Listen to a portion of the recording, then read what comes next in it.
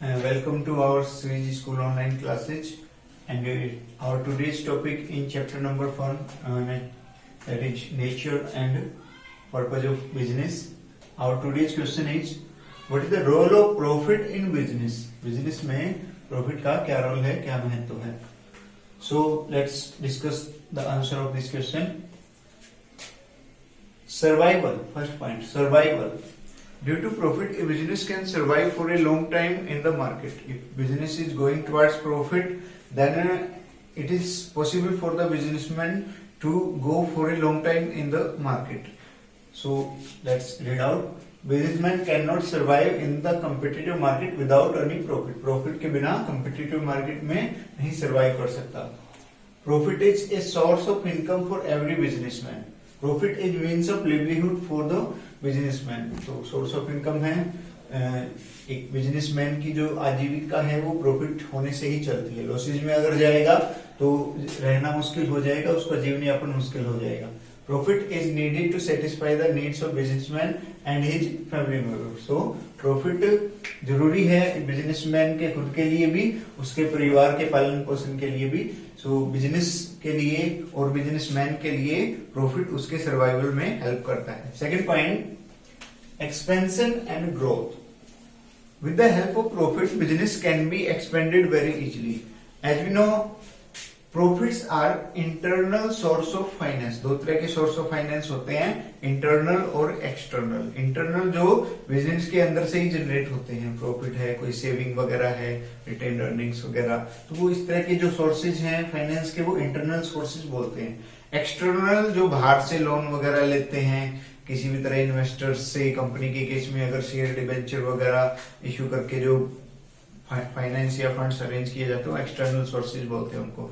तो external sources अगर business use करेगा तो उस पर जाहिर सी बात है इंटरेस्ट देना पड़ेगा लोन के केस में, और शेयर्स के केस में डिविडेंड वगैरह देना पड़ेगा. कंपनी की अगर हम बात करें तो वहां पे कॉस्टली पड़ेगा, बट जो प्रॉफिट है उस पर कोई इंटरेस्ट वगैरह नहीं देना पड़ रहा, तो उसको इजीली बिजनेस को एक्सपेंड करने के लिए, ग्रो करने के लिए यूज किया जाता है. बट एक बार इसको, business can be expanded with profit only. When profit is large, it can be used for further expansion and growth. Profit अगर होंगे, ज्यादा होंगे, तो आगे एक्सपेंड करने के लिए, बिजनेस की नई ब्रांचेज के लिए, नेशनल इंटरनेशनल लेवल पे बिजनेस को फैलाने के लिए वो यूज किए जा सकते हैं. Profit is an internal source of finance, so it is more dependable than external. क्यों डिपेंडेबल है? क्योंकि इस पे इंटरेस्ट वगैरह नहीं देना पड़ता. When business borrows from external sources, then interest is paid. तो बाहर से अगर एक्सटर्नल सोर्सेज से बोरो करेंगे, उधार लेंगे, तो उस पर ब्याज देना पड़ेगा. But no need of interest and securities is there on internal sources. तो जो इंटरनल सोर्सेज हैं अंदर से जो जनरेट होते हैं, तो उन पे कोई इंटरेस्ट नहीं देना, कोई सिक्योरिटी वगैरह उनके लिए नहीं रखनी. तो प्रॉफिट भी इंटरनल सोर्स है, कोई इंटरेस्ट नहीं देना, कोई सिक्योरिटी वगैरह नहीं देनी पड़ती इसके लिए. So profit enables easy expansion and growth. तो प्रॉफिट होगा तो बिजनेस को इजीली एक्सपेंड किया जा सकता है, ग्रो किया जा सकता है. Third point, symbol of efficiency और इंडेक्स ऑफ परफॉर्मेंस. जो प्रॉफिट है वो एक मेजरमेंट का काम करता है, यार्ड स्टिक का काम करता है. यार्ड स्टिक क्या है? जैसे कपड़े की दुकान में एक यार्ड स्टिक होती है, कपड़ा मापते हैं उससे, मेजरमेंट के को काम आती है, कपड़े की मेजरमेंट के. तो यहाँ भी बिजनेस में जो प्रॉफिट है वो यार्ड स्टिक का काम कर रहा है. बिजनेस देखा जा सकता है कि बिजनेस ग्रो कर रहा है या डाउनफॉल जा रहा है, तो एक इंडेक्स या बैरोमीटर का काम करता है. प्रॉफिट इंडिकेट्स द एफिशिएंसी और performance of business. Higher and regular profits indicates good performance and efficiency. अगर प्रॉफिट ज्यादा होंगे तो इट मींस बढ़िया परफॉर्मेंस है बिजनेस की, एफिशिएंसी है, बेटर यूटिलाइजेशन रिसोर्सेज का हो रहा है. But if low profit is there, it means business performance is very poor and inefficiency of management is there.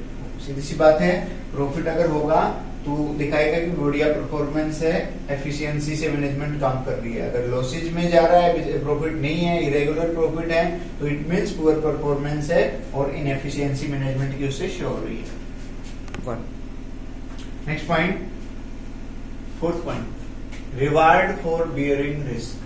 Profit is the reward for bearing risk. If there will be more profit then higher the risk, more chances of profit. Risk अगर कोई ज्यादा उठाएगा तो profit के chances भी उतने ही रहेंगे, कोई रिस्क ही नहीं उठाएगा तो प्रॉफिट कहां से होगा। So very easy, higher the risk more chances of profit and lower the risk less chances of profits are there. So profit and risk are directly related to each other. सीधा connection है profit risk का, risk ज्यादा उठाएंगे profit के chances भी ज्यादा रहेंगे, risk कोई कम उठाएगा तो प्रॉफिट के चांसेस भी कम ही रहेंगे फिर।